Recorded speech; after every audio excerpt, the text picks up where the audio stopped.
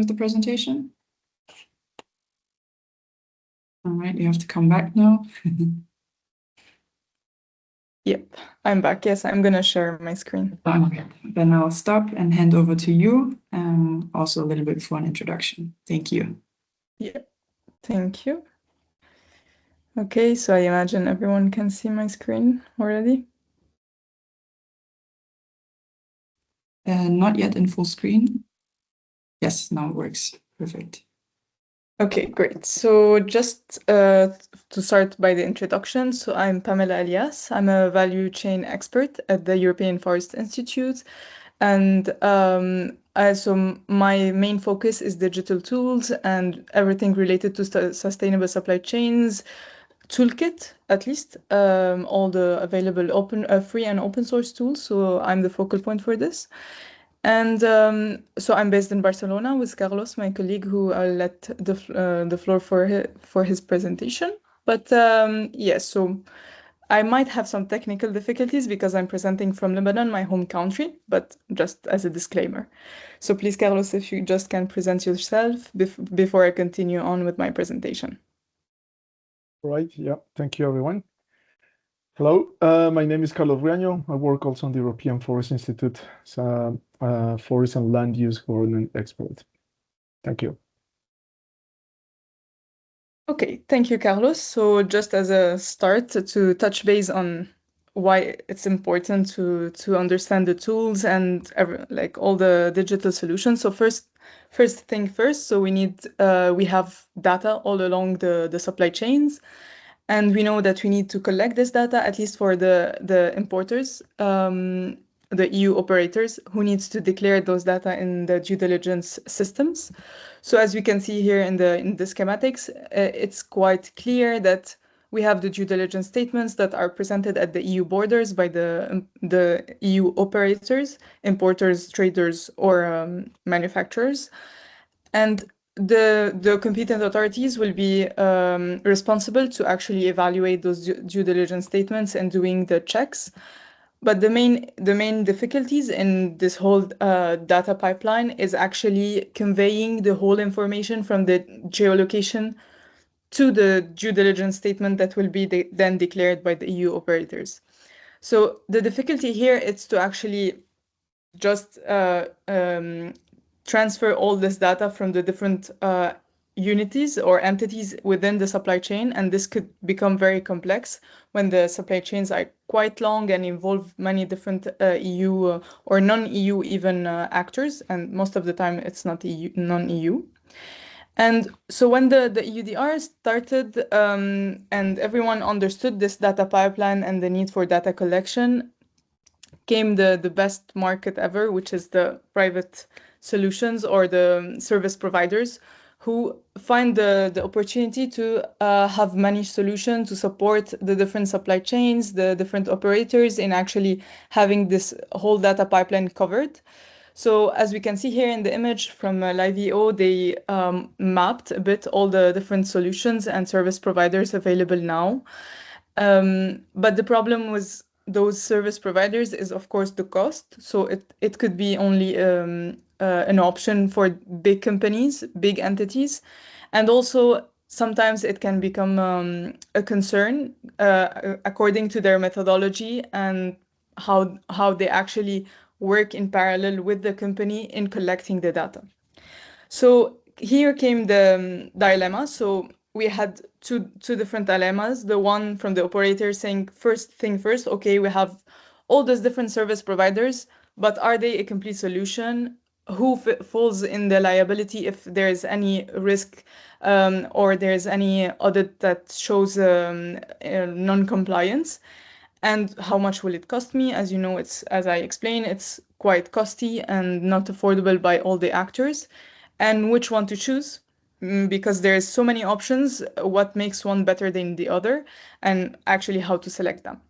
But from the other side, which are the producing country, the concerns were more on already having very scarce resources and how will they actually use or complement those scarce resources in cooperating with service providers. Also, they need like to provide the information. They would need EUDR relevant information, and where comes their sovereignty in this process, and all their market access, at least the EU market access, will depend on those service providers. So here comes the privacy concerns, and again the cost concerns. So we had two-sided dilemmas, one from the producing countries and one from the operators. So as the TEI, the Team Europe Initiative partnership, we developed in parallel different tools that are free and open source to help in the implementation and facilitating the data pipeline collection or verification, and helping in let's say conveying the information to then produce the risk assessments. So to do that, we helped in the development of those different tools. As you can see here, we have Wemo, we have Ground, we have Wisp. Most of them are well known, some are less, and some are very new. But here comes another questions. It's not a mushroom cloud as we could see before. It's not a explosion of so many options, but yet it's still complex. It's still many tools available, and how does all those tools work together? So here came our question, and even as a TEI partners, we decided to make it more clear for our users on how all the tools that we developed could work together and where should we use them. So from this was born somehow the idea of developing a toolkit. So we started questioning ourselves. So first thing first, the difficulty was in understanding which information to gather. What does the users need to know from the first level of the data collection? Like, what do I need to comply to the EUDR? Then what are the tools that are free and open source and available for everyone so that it can become an option for me? And then how do I use them? Because not everyone knows about those tools, not everyone knows about those options. And after we layered a bit the difficulties, we understood that within the TEI we had the philosophy. So Remy from the FAO, our colleague, said that we have the tools, but it's like a Frankenstein. It has all the members that can get connected, but doesn't have a soul to work. Other explained it's more like a railway, and the train needs to go through the railway. So we need a base, we need something to connect all those wagons. And we had our consultant Matthew, who exposed it as a Lego. So you have all the pieces, but you don't know how to imbrick them and make them work together. And I thought of something more musical, so it's more a symphony. So we wanted to find an ecosystem of all the different tools that we developed to actually help the users with free and open source tools do the whole data pipeline and data collection, and simplify at least their work in declaring the information. So to do this, we within the TEI had many discussions, and the discussions were based on different, let's say, pillars. So first, how did we wanted to present those tools and this catalog, at least the idea of the toolkit. Who could be the beneficiaries? So who are we targeting? Which jargon to use? How to articulate the catalog? And the criteria. So we decided to stick to the free and open source criterias. And also we wanted to have a whole plan for dissemination and facilitation, because as you said before, those tools are there, but not everyone knows about them. And finally, if there is any updates, and if we wanted to leave it open to other tools that are not TEI, but still falls within those two criteria of being free and open source. So to go back to the criteria, we decided to find, at least from the TEI tools, the ones that are free or freemium and open source. And what does open source means? It means that the whole code behind the app is available on GitHub, which is a platform where you would find the whole, like, let's say, a backbone of the tool, so that in many countries they are afraid about the data privacy, they could take the code and recreate their own version of the tool so that they can control where the information is stored and who has access to this information. So from this base, we decided to select for now the TI tools for the toolkit and gather all these different actual tool into one toolkit or one catalog.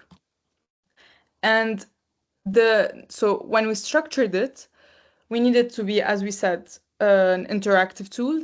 It would guide the user step by step to their compliance journey, no technical jargon, and direct links to the tools. So just to make it a bit more clear, because here it's a lot of information I'm sharing and a lot of names and tools and ideas.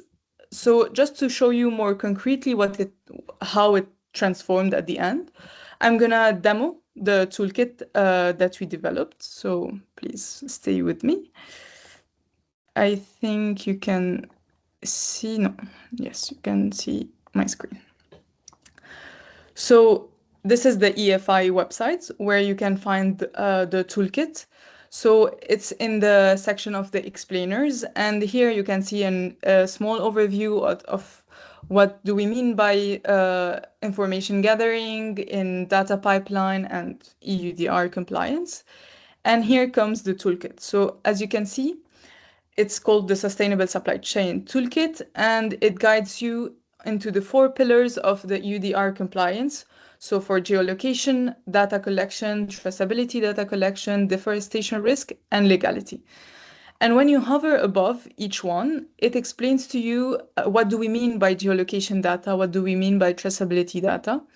And then you can click on it and find more about the tools. But before I click on one of them, you also have a brief explanation of the EUDR with the different articles of the law that at least are involving data collection.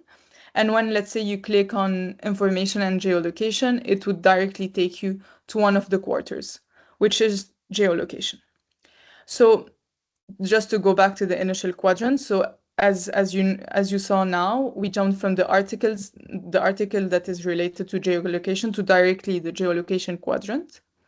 So when you click on it, you will see first things first, what do we mean by geolocation data and what it means in practice, meaning what do we need to do with the geolocation data, how do we collect it, and why do we need it.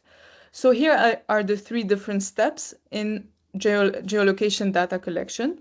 So you have collecting the data, then verifying its quality and accuracy, and storing it in a securely way to be shared later on if asked by the EU operators according to which type of actor you are in the chain. So when you collect the geolocation data, you need to at least start by choosing a tool. And you can see next to each step, you can see the tools that can help you for each step. So if we check for the geolocation data, we have the option of using ground. For now, we have the single tool available, but we expect to maybe integrate more tools later on that are still free and open source. Again, I insist on this because we wanted to have solutions that come at no cost and that are focusing on data privacy and just a good option for different type of stakeholders. So we can see here we have ground with this small description of what is ground. And if you're convinced that you want to try using ground, you can go directly to the tool and it would take you to, well, now we have some bugs because as you know, it's quite a new tool, but it should take you to ground. And this is the tool page. So in the tool pages, you will find the name of the tool, which is here Open Forest Ground, and a small description of what does ground, and let's say the main questions that we would ask ourselves when we want to learn about a new tool. So what are the main functionalities of ground? So it creates surveys, it helps you define the sites, collect data on mobile phones, take photos, save maps, and then share and export the data in GeoJSON. Other questions, maybe like in which languages it is available. As we can see, it's available in many languages. And let's say for data storage and privacy, it is stored on a platform's infrastructure. It's on the user's device, and it's stored on a Google Firebase. So those information are important for stakeholders who are concerned about the privacy of their data. So let's take another example. Let's say go back to the toolkit. Let's try with traceability. So we go to traceability. On traceability, you also have a small description of what it means. It's the biography of the product, to know the origin and at least the raw material behind the processed product, if it's not directly a raw material, and what it means in practice, and the different steps to collect the data concerning traceability. So let's say we need to collect supply chain information. We need to gather the plot geolocation, harvest, production data, and transaction records. We can see the tools available for this step. And here we can see we have many options. We have Inatrace, developed by GIZ. We have Wemo, developed by EFI, and Trace Food Chain, also by GIZ. So according to let's say the small description of each tool, you would choose one of them. So let's say we're choosing Inatrace, and we click go to the tool, it would take us to the tool page of Inatrace. And again, we have a small description of Inatrace and all the different functionalities, but also who are the users and how do I access the tool. So you go to the web platform or the mobile app, how to log in, if there is a guest mode. So you would have answers to all the different, let's say, aspects of the tool to help you in understanding and using each tool. And there is also learning resources and useful links. You would find the website and the guides and any available video or tutorial for each tool. So grosso modo, this is the toolkit. So this is the approach and solution we developed together with the TEI partners to simplify, let's say, the whole ecosystem of free and open source available tools. For now, it's only, as I said before, including the TEI options, but soon enough, it's going to include other free and open source tools. To go back to the presentation, if my Mac helps me. Okay, so back to the presentation, just to explain to you what we're envisioning for the future of this toolkit. So the phase 2 is the dissemination and communication. As we said before, we had this whole pillar, the different pillars during the discussions with the TEI partners on constructing a solution. So now that we have the solution and it's functional, we are going into another phase in having maybe a diagnostic, which could be like a form where people could ask questions and then it would guide them let's say, in a path in choosing which tool, just to simplify it more. Or we would embed Silva, which is an ITC developed tools. It's a sort of an AI that helps also the users choose the tools and guide them through the whole data collection journey. Another also aspect is the dissemination. So we noticed that many of our tools are well known and many are not. And with the toolkit, we thought that it's a great opportunity to have a phase of dissemination and communication. So we want to have trainings and conferences and maybe developed videos to facilitate and make those whole ecosystem easier to understand. And we thought of maybe having showing some case studies, because some of the tools have been already implemented and used. And we wanted also to have some case studies of showing how different tools work together. Because let's say for ground, we already tested it with Wemo. So we collect the geolocation using ground, and then through Wemo, we could scan the QR codes of the GeoJSONs available on ground, and then they would be directly stored in the traceability tool of Wemo. And then we could map the supply chain with Wemo for the traceability aspect. So we wanted to have some case studies to actually show how those different tools work together and show some real life trials and testing that have already happened. And maybe later on check with the service providers, how do they work together, and if maybe we could help have a, let's say, a similar approach but with the options of the service providers, because some companies would still want to stick to the service providers options. So now it's let's say we are in the phase of communicating this toolkit. So it's a little glimpse of the diagnostic, because we've already been working a bit on it. So we imagined a questionnaire with that would ask about the profile of the user, if which country you are, which commodity you are working with, and which type of user you are.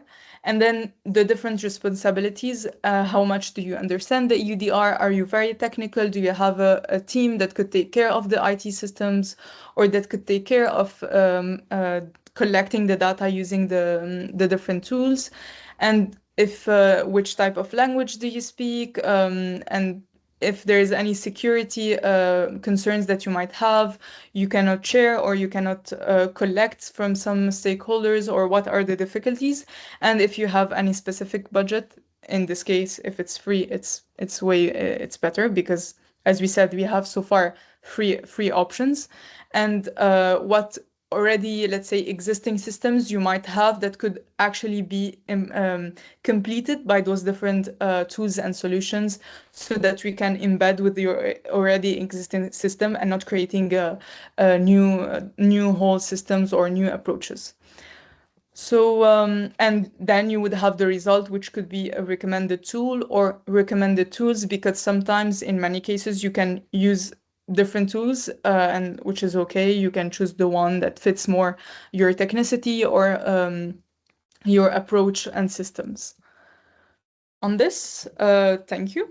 I think I've covered quite a lot. I'm sorry for my speed in talking, but please feel free to ask questions. And Carlos, if I missed anything, please do not hesitate to jump in. Perfect. Thank you very much, Pamela. Carlos, if you have anything to add right now, or No, I think just to invite everyone to look at the toolkit. In a way to summarize, this is just a way to explore all the tools that are freely available, that are part of the Team Europe initiative. This is not only from the European Forest Institute, but from all the institutions that are part of this Team Europe initiative. So GIZ, FAO, ITC, and others, right? So yeah, please use the tool and explore it. perfect. Thank you. So yeah, I think we have a good amount of time left. If there are any questions or comments on the tool or the presentation, I see already some hands up. If you want to comment, turn on your cameras and microphones. I think Osman, you were the first. If you want to go ahead. Yes. Good afternoon. Thank you very much for the presentation. We follow up with the tool, but my question is, are these tools or this tool developed by EFI, is it globally accepted, or are there other tools that we can able to use for traceability?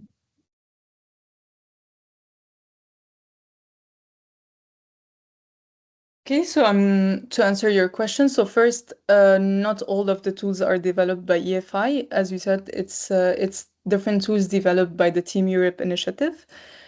Of being accepted, it's actually not a norm. Like, you do not have standards for tools that are accepted or not for EUDR compliance, but those are, let's say, a support in your due diligence. So you can use, as let's say, I always take the example of Ground, but Ground would help you collect geolocation data, and you would have the result in GeoJSON, which is accepted by the system, the European system for the due diligence. So it's all about having the right formats and the right, let's say, result package of data that can be actually used for risk assessments, and then share it through the due diligence. And yes, I don't know if I missed anything.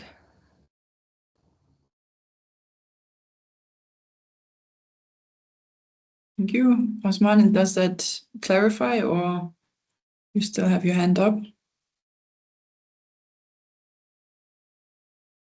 All right, thank you. Good afternoon from Nigeria. Please confirm you can hear me. Yes, we can hear Yes. you. Go ahead. Oh, thank you. Thank you. Yeah. Sorry, I joined a bit late. I would like to confirm how to access this platform. I'm not sure if I got that during the presentation. Then, where possible, can we have the slide for the presentation? These are just my 2 points. Thank you. Thank you. I think a similar question was in the chat. If there's a link that you can already share to the toolkit, from our side, we can say that the presentation will be shared afterwards, as well as the recording. So yeah, maybe Pamela, if you want to add something. Yes, I think I'm gonna share the link to the tool right away in the chat. Just a second. And it's available directly in our EFI website. And it will soon be available on the Team Europe initiative, the Zero Deforestation Free Hub too. But I'm gonna share it now in the chat for your information. Right. Osman, you have your hand back up. Is there a follow-up question? Please go ahead. I'm sorry, I forgot to put it down, but I'm okay with your answer. All right, thank you. Yes. Are there any other questions from the audience? Or the tool simply works so well that everybody understood and is happy to use it in the future? Maybe also a question from my side. You mentioned the tools currently are from the TEI partners, and also with the kind of the qualification of being free and open source.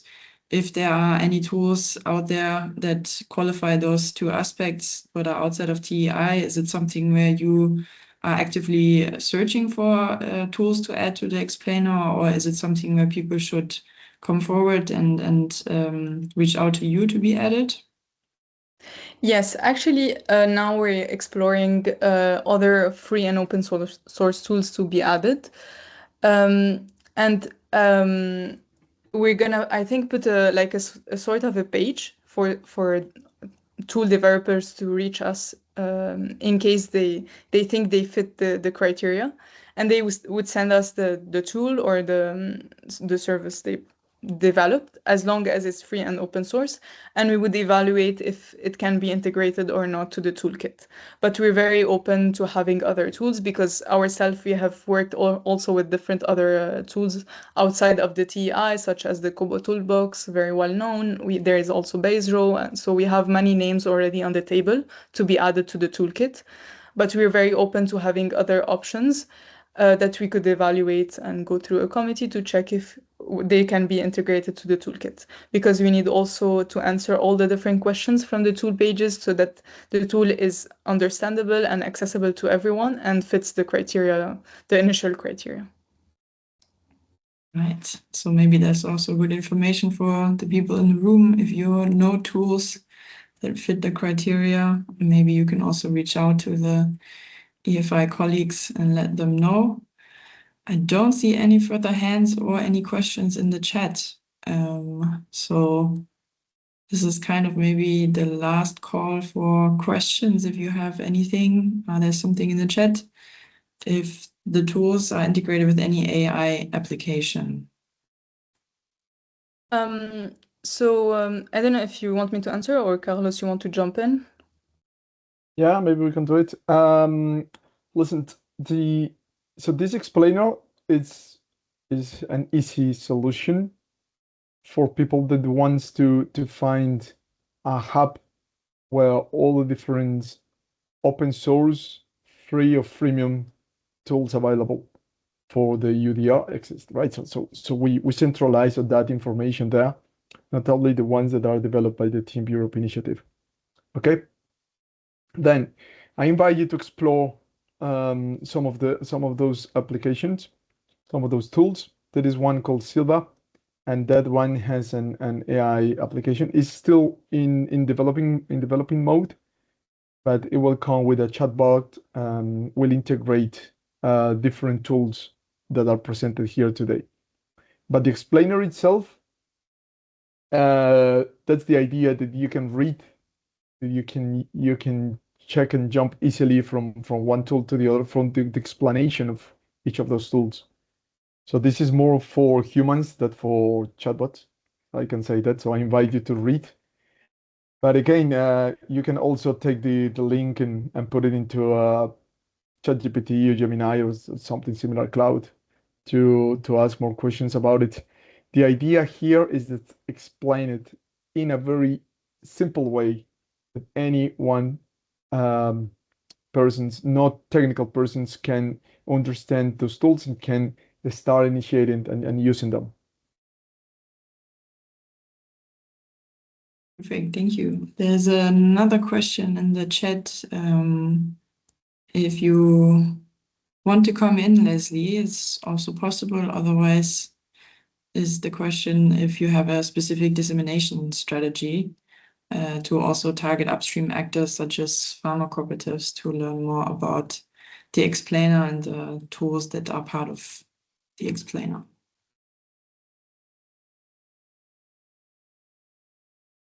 I take the question. Yeah. Okay.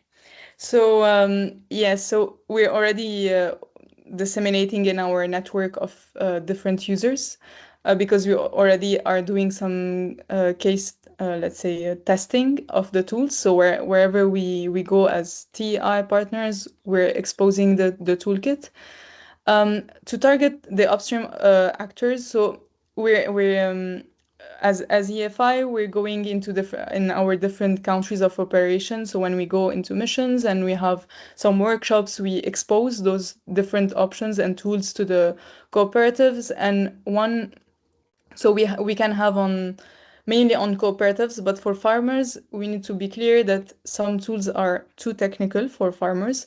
So at least we want to disseminate the approach and the understanding of how do data collection happens. But mainly it's cooperatives and even national bodies that we're trying to target.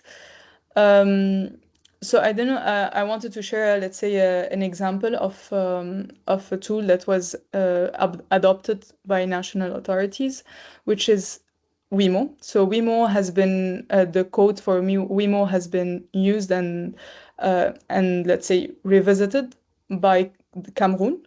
So they created their own traceability system based on the code of Wemo, and they created a whole other application which is Camera Trace, and from there they have their own system based on the code of Wemo, and they take care of it with the data collection and the data privacy, so they have everything in their hands. And from there, the Cameroon authorities are also doing their own dissemination in using Camera Trace among the cooperatives, who then explain to the farmers and communicate the approaches that are being implemented. So yeah, and we have also different other workshops that are going to happen where we're gonna also show the toolkit and the different options. And of course, we're trying to make it the easiest possible so that it's accessible to cooperatives and hopefully farmers if they're able to have the technical capacity. But yes, the idea behind the toolkit is making those tools accessible and understandable by a very broad range of users. Perfect, thank you. Another question in the chat from Bonifacius. Can we expect that the tools will remain up to date with EUDR that has seen changes and iterations? Yeah, maybe we can see on this part. So this is not about the toolkit itself, but about the tools that are part of the toolkit. So there are some of the tools that they don't need any adjustment, like the traceability. So traceability is just there, the same. The geolocation continue being the same. There are some others that have been adjusted, like the legality navigator. But in general, the approach that is taken, for all those tools, they don't need any adjustment, because the current adjustment on the EUDR have been on the in some of the products and sub-products that have been included or excluded. But the Article 3, what is requested there is the deforestation free, the legality assessment, and the due diligence. That is the key, the core part didn't change at all, right? And so those tools, all of them, and some others that are paid, they all target the same principles, right? So the check and revise the deforestation free, doing the risk assessment and the legality on each of the producing countries, and support the due diligence, right? So it's basically the same. But in case there are any other further changes that will happen, and also we are improving the tools day by day, right? So we have now version 1, version 2. WIMO is a great example. Sorry, WIMO, no, WISP is a great example, because there is an evolution since 2 years ago of WISP, and then the other tools are following a similar path. Yes, maybe just to add here that also from the toolkit side, we agreed that any other, let's say, guide or video or tutorials that are being developed by the tool developers could be also integrated once it's ready, so that all the different materials from the tools are available and up to date.